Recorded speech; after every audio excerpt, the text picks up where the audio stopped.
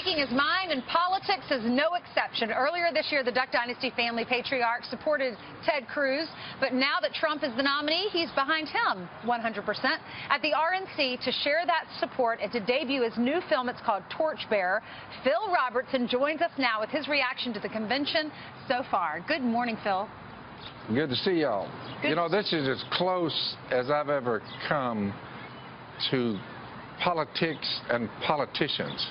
Orrin Hatch was back in there. You know, I've been watching him for years. You know, he came up there and gave me a few kind words, you know.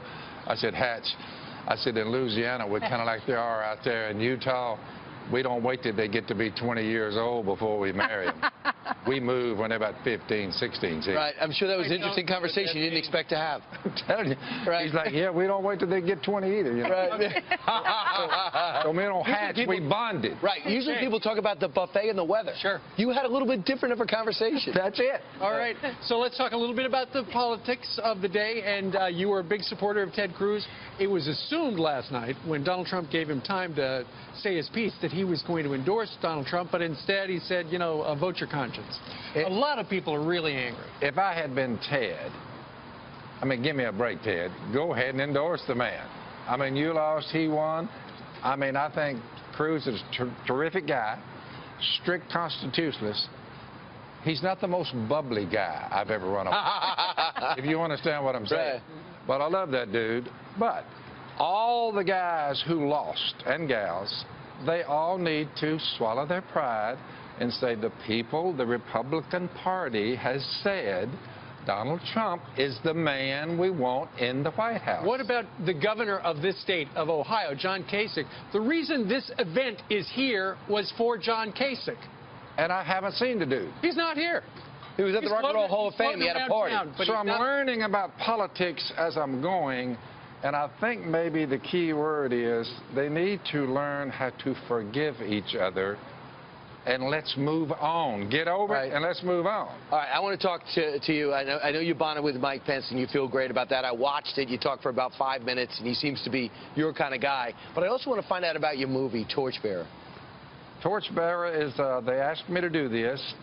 Amazingly, my nephew wrote it. I didn't know this. Someone called from Washington, D.C., the Breitbart people, and asked me would I narrate the Torchbearer. So I said, well, let me read the script. I read the script. Torchbearer is about a view, a historical account on what happens when human beings, nations, forget God. When you allow men to determine what's right and wrong, allow men to do it, allow men to determine what's good, what's evil, or allow men to determine what your life is worth. You know, I saw you had something in your hand. It was one of the clips at Torchbearer, so we put it into the VCR. Let's watch. In the absence of God, the man with the biggest stick determines your worth. Caesar demands his pinch of incense. Violence, decadence, political anarchy, moral decay. Welcome to the city of man.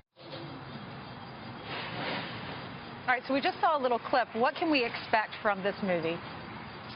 I must admit, I would not bring young children. Why? It is because it's actual historical old archive footage of what went down at Auschwitz, what Adolf Hitler did, some of the stuff from the French Revolution. I mean, it's strong stuff. What ISIS is currently doing.